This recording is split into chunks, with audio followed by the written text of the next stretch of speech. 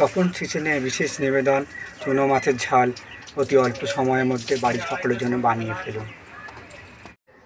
নমস্কার, তপন কিচেন থেকে আজ আমি আপনাদের জন্য সানডে স্পেশাল চুনো মাছের ঝাল বানিয়ে দেখাবো। এই রেসিপি করার জন্য সম্পূর্ণ বাড়ি উপকরণ নিয়ে নিয়েছি। একটা পেঁয়াজ কুচি করে নিয়েছি, টমেটো কুচি নিয়েছি, দুটো কাঁচা লঙ্কা ও সামান্য আলু। আপনারা আলু নাও দিতে পারেন। মাছটা নিয়ে নিয়েছি।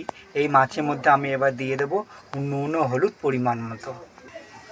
দেখুন, চুনো মাছের মধ্যে আমি পরিমাণ মতো হলুদ গুঁড়ো, নুন ও লাল লঙ্কার গুঁড়ো মিশিয়ে দিয়েছি। এগুলো ভালো করে মিশিয়ে নিয়ে আমি গরম তেলে ভালো করে ছাঁকা তেলে ভেজে নেব। ওভেনটা জ্বেলে দিয়েছি আর কড়ায় সামান্য পরিমাণ তেল নিয়ে নিয়েছি।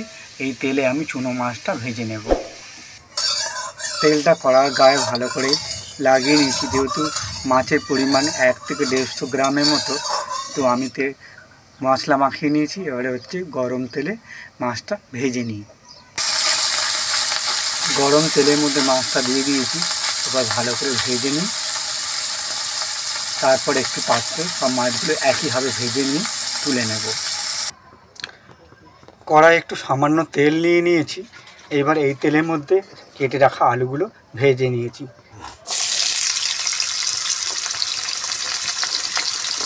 আপনারা যারা আলু পছন্দ করেন না, আলু না দিয়ে শুধু মাছের ঝালটা করবেন, সেটা খুব ভালো হবে।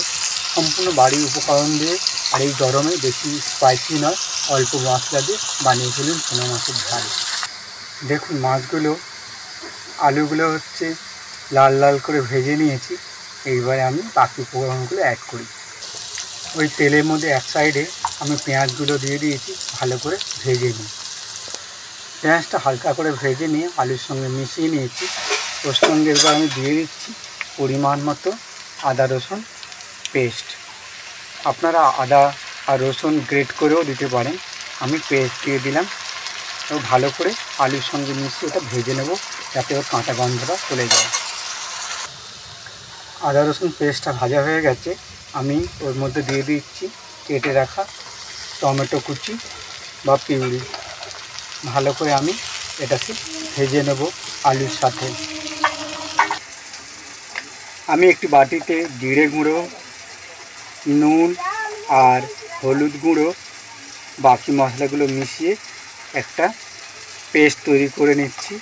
আপনারা এটা আলু ভাজার সঙ্গে মেশাতে পারেন। আমি একটি বাটিতে এটাকে রেডি করে নিচ্ছি।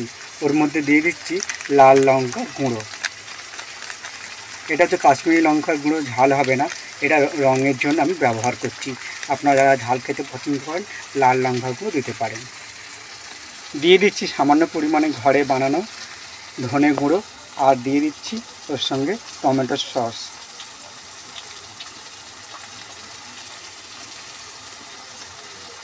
দেখুন, টমেটো পুরো নরম হয়ে এসেছে।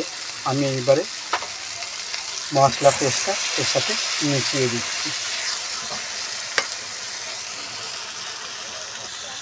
মশলা কষানো হয়ে গেছে। আমি ওর মধ্যে দিয়ে দিচ্ছি দুটো কাঁচা লঙ্কা কেটে। আমি আবার বলছি, আপনারা যারা বেশি ঝাল পছন্দ করেন, আপনারা কাঁচা লঙ্কার পরিমাণ বা লাল লঙ্কার গুঁড়ো পরিমাণটা বাড়িয়ে দিতে পারেন। আলু সেদ্ধ হওয়ার জন্য আমি পরিমাণ মতো জল দিয়ে আলুটাকে সেদ্ধ করে নিচ্ছি। একটুখানি ফুটে উঠলে আমি ভাজা মাছগুলো এর সঙ্গে দিয়ে দেব। দেখুন, তরকারি ফুট ধরে গেছে, সুন্দর রঙ এসছে। আমি ওর মধ্যে দিয়ে দিচ্ছি ভাজা মাছগুলো। ভালো করে আমি এটা আলুর সাথে মিশিয়ে নেব, ঝোলের সঙ্গে মিশে যাবে। দেখুন, আমি চুনো মাছগুলো ভালো করে মিশিয়ে নিয়েছি। দেখতেও সুন্দর লাগছে। আলুটা আরেকটু সেদ্ধ হলে একটু ঝোল ঝোল রেখে আমি নামিয়ে নেব। বানিয়ে ফেলেছি আপনাদের জন্য চুনো মাছের ঝাল। ঘরোয়া উপায়ে বাড়ির উপকরণ দিয়ে এই গরমের মধ্যে বানিয়ে ফেলুন। পাতলা মশলা খুব কম দিয়ে চুনো মাছের ঝাল, যা আপনাদের বাড়ির সকলে ভালো লাগবে। ভালো থাকবেন, সুস্থ থাকবেন। আমি এখানে ভিডিওটা শেষ করছি। যদি ভালো লেগে থাকে তাহলে একটা লাইক করে দেবেন। আর দেখা হবে অন্য এক ধরনের রেসিপি নিয়ে। ধন্যবাদ।